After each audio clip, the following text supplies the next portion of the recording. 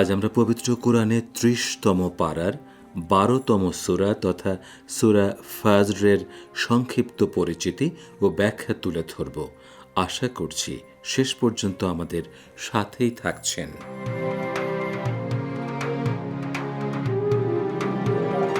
সূরা ফাজ পবিত্র কোরআনের ৮৯তম সূরা। মক্কায় নাজিল হওয়া অন্য অনেক ছোট সূরার মতো সূরা ফজর সুরময় ও ছন্দ সমৃদ্ধ। ৩০ আয়াতের এ সূরায় রয়েছে অনেক সুসংবাদ ও হুঁশিয়ারি। সূরা ফাজরের প্রথম দিকে রয়েছে বেশ কয়েকটি শপথ। অদ্ভুতপূর্ব সব শপথ নাজিল ও বলদর্পিতের জন্য খোদাই শাস্তির সতর্কবাণীর ভূমিকা। এরপর ইশারা করা হয়েছে আদ ও সামুদের মতো শক্তিশালী জাতি এবং পরাক্রান্ত জালিম ফেরাউনের খোদাদ্রোহিতার কঠোর পরিণামের কথা। মানুষের জন্য পরীক্ষা, সৎকর্মে তাদের অবহেলা, পরকাল ও পুনরুত্থান, কাফের ও পাপীদের পরিণাম, মুমিনদের প্রশান্ত আত্মার অধিকারী হওয়ার মতো পুরস্কার লাভের বিষয়েও বক্তব্য রয়েছে সূরা ফাজরে। এই সূরার প্রথম দিকে ফাজ বা প্রভাতের 10 রাতের জোর ও বেজোরের শপথ নেওয়া হয়েছে। ফজরের শুভ্র সফেদ আলোকিত পরিবেশ মহান আল্লাহর মহিমার অন্যতম নিদর্শন। অন্ধকার রাতের অবসান ঘটিয়ে প্রভাত বা ফজরের উন্মেষ ঘটে। জোরদার হতে থাকে আলোর কর্তৃত্ব, শুরু হয় জীবন্ত সত্তাগুলোর কর্মতৎপরতা। অজ্ঞতার আঁধার চিরে ইসলামের উন্মেষকেও প্রভাত বা সূর্যোদয়ের সাথে তুলনা করা যায়। মানবজাতির শেষ ত্রাণকর্তা হজরত ইমাম মাহদী আলাইহিসসালামের অভ্যুত্থানকেও তুলনা করা যায় প্রভাতের সঙ্গে, কারণ তিনিও জুলুম ও অন্ধকারে ছেয়ে যাওয়া বিশ্বে প্রতিষ্ঠা করবেন সত্য আর ন্যায় বিচাররূপ আলোর কর্তৃত্ব।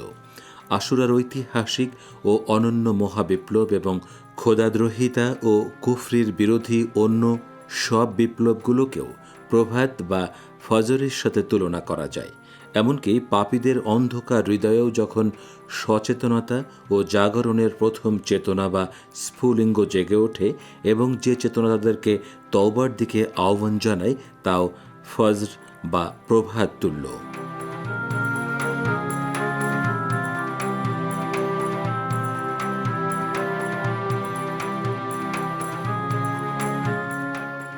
সূরা ফাজরে উল্লেখিত 10 রাত প্রসঙ্গে বলা হয়, মানুষ 3টি 10 দিবসীয় দিনকে অত্যাধিক সম্মান করত। জিলহজ ও মহরমের প্রথম 10 দিন এবং রমজানের শেষ 10 দিন। এই সূরার 22 নম্বর আয়াতে কিয়ামত বা বিচার দিবসের অবস্থা প্রসঙ্গে বলা হয়েছে, এবং যখন তোমার প্রতিপালকের আদেশ ও ফেরেশতারা সারিবদ্ধভাবে উপস্থিত হবে। এখানে অনেক অনুবাদক আক্ষরিক অনুবাদ করতে গিয়ে সারিবদ্ধভাবে ফেরেশতাদের উপস্থিত হওয়ার পাশাপাশি প্রতিপালকেরও উপস্থিত হওয়ার কথা লিখেছেন, বা যা ভুল। আসলে স্বয়ং প্রতিপালক নয়, বরং তার আদেশ সেখানে উপস্থিত হবে। অবশ্য আদেশ শব্দটি এ আয়াতে উচ্চ আছে। আয়াতটি নিঃসন্দেহে মুতাশাবিহ বা উপমা বা তুলনা জাতীয় আয়াতের অন্তর্ভুক্ত, যাকে মুহকাম বা দ্ব্যর্থহীন আয়াতের মাধ্যমে ব্যাখ্যা করতে হবে।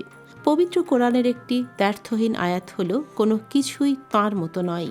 পবিত্র কোরআনের বর্ণনা মতে মহান আল্লাহ এমন এক সত্তা যিনি সবকিছুর সঙ্গে রয়েছেন ও সমগ্র অস্তিত্ব জগৎকে বেষ্টন করে আছেন এবং সব অবস্থায় সব স্থানে বিরাজমান।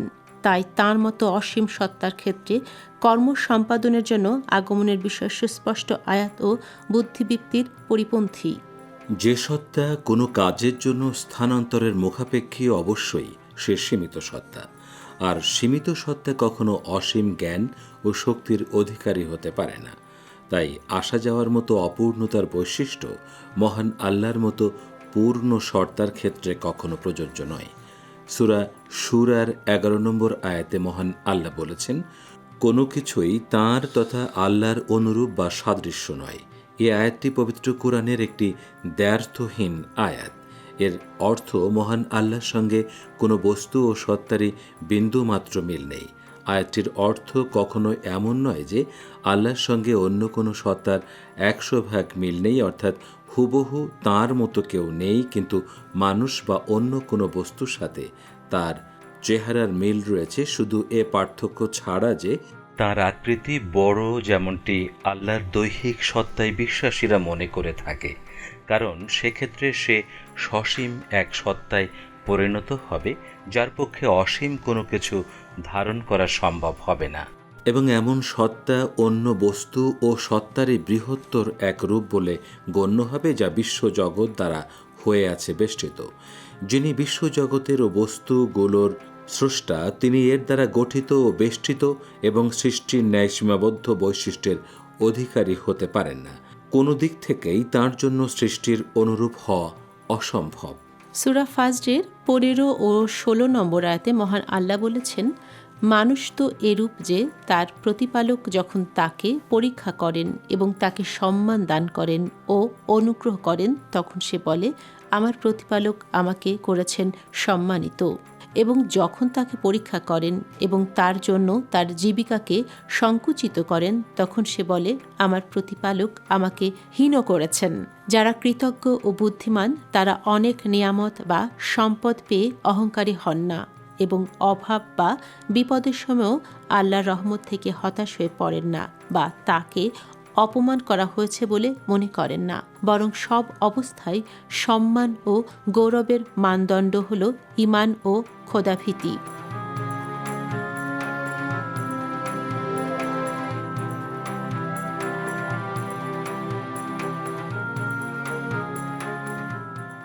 সূরা ফাজরে আল্লাহ থেকে মানুষের দূরে থাকার কারণ ও তাদের বিপত্তির কারণ তুলে ধরা হয়েছে।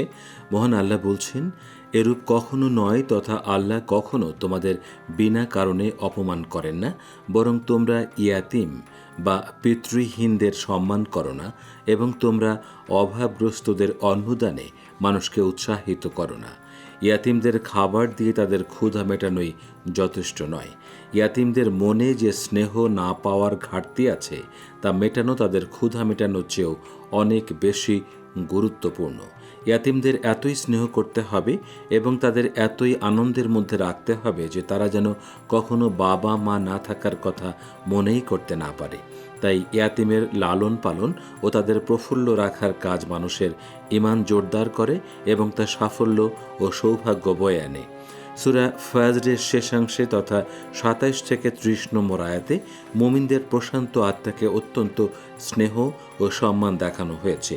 মহান আল্লাহ বলছেন, হে প্রশান্ত চিত্ত বা আত্মা, তুমি তোমার প্রতিপালকের কাছে ফিরে এসো সন্তুষ্ট চিত্তে ও সন্তোষ ভাজন হয়ে।